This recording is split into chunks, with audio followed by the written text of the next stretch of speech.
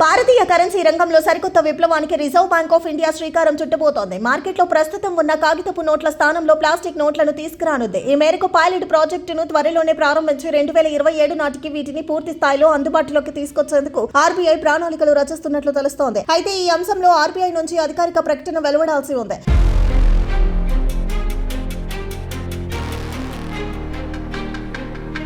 తొలి దశలో భాగంగా 10 రూపాయలు, 20 రూపాయలు వంటి తక్కువ విలువ కలిగిన నోట్లతో ఈ ప్రయోగాన్ని ప్రారంభించాలని ఆర్బీఐ యోచిస్తోంది. ఇక ఈ సరికొత్త కరెన్సీ నోట్లను ప్రింటింగ్ కు ఉపయోగించే పాలిమర్ సబ్స్ట్రైట్ షీట్లు తయారీకి ఆర్బీఐ నోట్ల ముద్రణ విభాగం ఇప్పటికే టెండర్లను జారీ చేస్తుంది. ఈ క్రమంలో ఆయా అంతర్జాతీయ సరఫరాదారులు ఆగస్టు 18 నాటికి తమ బిళ్లను దాఖలు చేయాలని ఆర్బీఐ సూచించడం న్యూ కరెన్సీ మార్కెట్లోకి వస్తుందనే వాదనకు బలం చేకూరినట్లయింది.